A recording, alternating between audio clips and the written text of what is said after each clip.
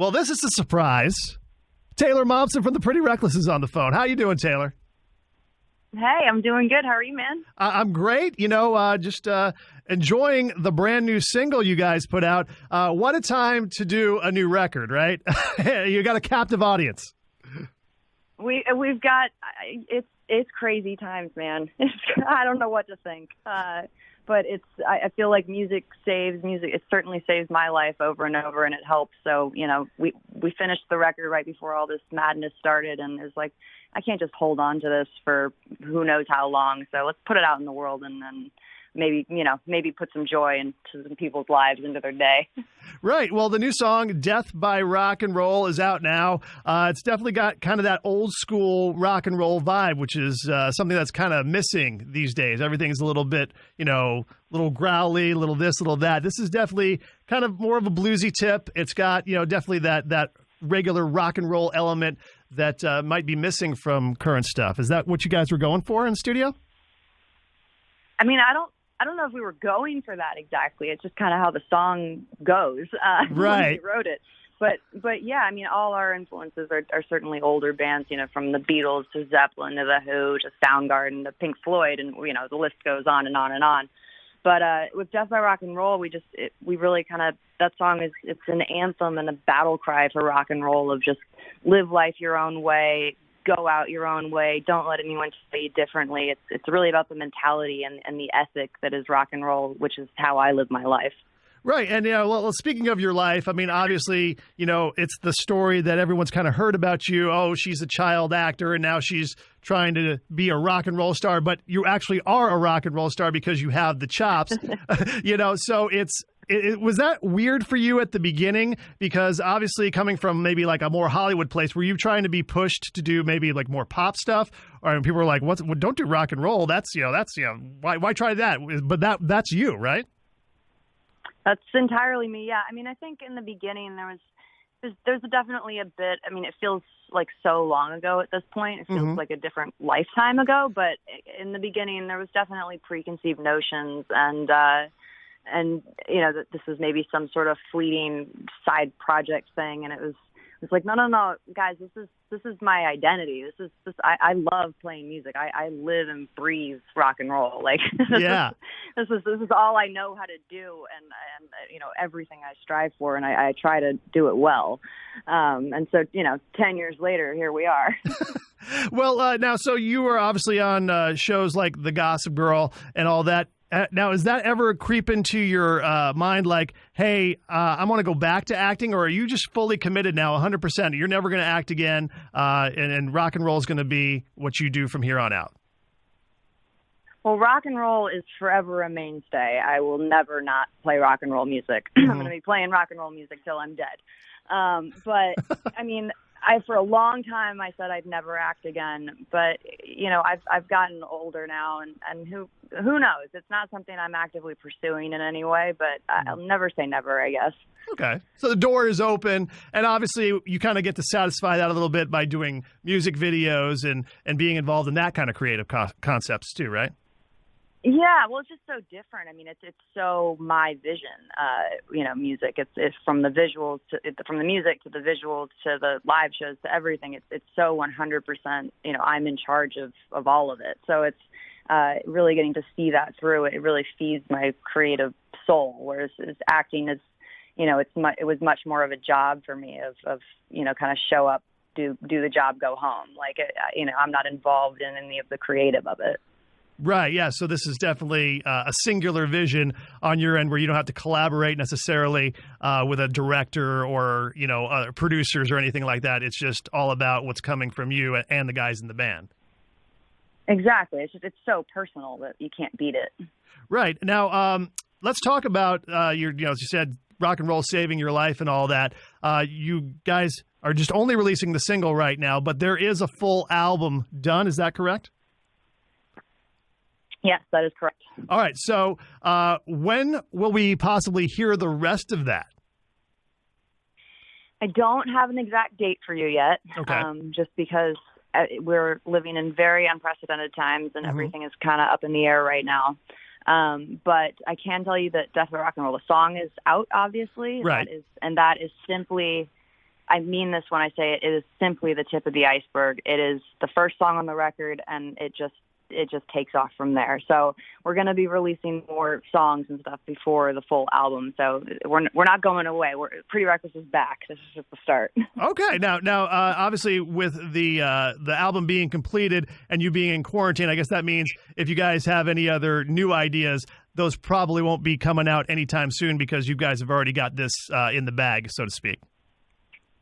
Yeah, I've actually been trying to stop myself from switching. Writing to me is it's a switched mindset, right? And if I delve into that mindset, then I won't be able to go back into, I don't know, promotion mode or whatever you want to call it. Right, calling DJs randomly in the afternoon. Yeah, well, just one's so internal, like, you know, the writing process so internal, and the other one's so external. So you have to it's two different sides of my brain.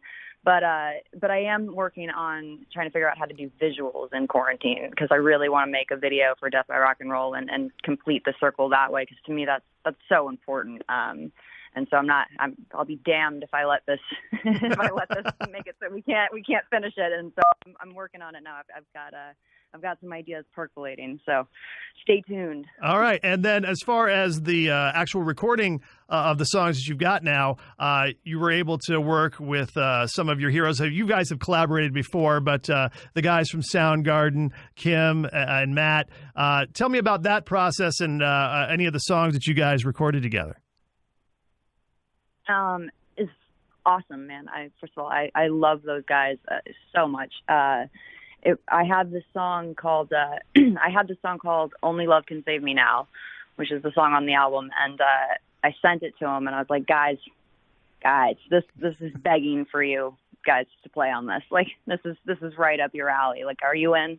Right. And they said yes, and we flew to Seattle, and we recorded at London Bridge Studios, which is where they made Soundgarden made Louder Than Love, and Pearl Jam's 10 was made there. Wow. So just to get to walk into such an iconic studio with the guys from those bands of the records that I love and create something new with them was such an incredible experience. And I mean, just watching them play was just the coolest thing ever. I mean, they're gods in my book. So it was really a highlight of not just the record, but of life, getting to work with them. Well, you've obviously toured with Soundgarden, so you guys have had a relationship prior to Chris Cornell's death. But I've actually talked to Kim before, and he is like the coolest guy ever. And he remembers stuff from like 20, 25 years ago. I was talking to him about a show I went to see in Phoenix with him, and he's like, "Oh yeah, the guys from Guns N' Roses came out with plastic, blow up sex dolls on stage during our set. Yeah, that was weird." He does. He's got a plethora of knowledge and memories. I'm like, how are you storing all this up in your brain? I forget what I did yesterday. Right. Well, also on the album, you're working with Tom Morello from Rage Against the Machine, and then I was talking to what's her name? Oh gosh, I'm having a brain fart. From In This Moment. Maria? Maria Brink from In This Moment. And, you guys did a song together. Is it cool when you get to kind of stretch yourself and collaborate with other musicians kind of outside your circle? It is. I mean, to me, collaborations are always, I try to make them very unique and special. It's not something I like to do often because I think that, especially in the modern age of music, it seems to be, there's a lot of featuring so-and-so and featuring so-and-so, and it just becomes very redundant to me. So for me, collaborations really have to come about organically, and if it's not, if the idea doesn't come about because, like, the reason Matt and Kim are on Only Love Can Save Me Now because they were going to make that song better. Tom's on a song called And So It Went that I had written, and I sent it to him, and I'm like, dude, will you play this solo, because this is begging for your voice. Like, he's in my book, one of the best guitar players in the world, and he has such a unique sound and voice and distinct character that when he comes in, that's Tom Morello. And it's like, dude, either you play it or we're going to do a bad Tom Morello impersonation. Right. Like, this is asking for you. Yeah. So he said, yeah, and I'll tell you, obviously you haven't heard it yet, but he comes in and he just wails. It's everything you want it to be. Well, that's cool. Now, speaking of everything we want it to be, obviously in this coronavirus reality that we're living in, we're not getting live music the way we want it to be. What are your plans with the Pretty Reckless to go out at this point? Obviously, everything for this year's pretty much canceled. Is that correct? Unfortunately, yes.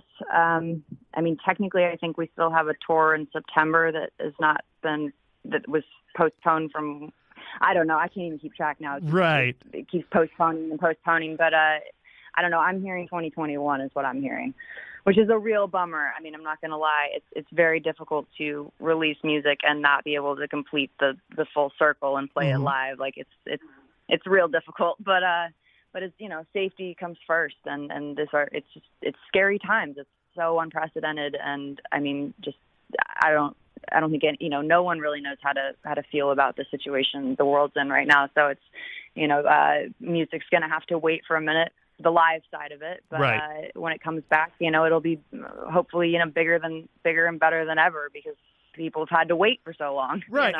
My argument is that it actually might be better because, sometimes a band like you guys, the Pretty Reckless, or even a band that, of a certain stature like a Pearl Jam, they release new music and then they immediately go out on tour. And maybe the songs or the music doesn't saturate to the audience, quite as quickly. Now there might be this little gap where the audience will be able to take in this new music. And then when you do go out there, you'll be able to kind of see the reaction and that the people know the songs already, or they can't wait to hear the new stuff, as opposed to, okay, this is a new one, time to get a beer, that kind of thing, right? Yeah. Yeah, of course. I mean, it might add a whole new level of excitement. Yeah, I think so. And then I think, there's going to be kind of a deluge of creativity. I mean, everybody's kind of maybe holding off a little bit. You guys are teasing us with Death by Rock and Roll, and all these other bands are working on stuff during the quarantine. Once everything is full bore and we can go, I think there's going to be just so much out there. It's going to be like kind of a smorgasbord for rock fans. Exactly. I mean, I think that's the whole point. Is that you can't keep rock and roll down. Rock and roll is the guy that you can keep kicking him all you want, but he's never gonna. He's like Rocky. He's never gonna go down. So I feel like live music's the same thing. It's you can't.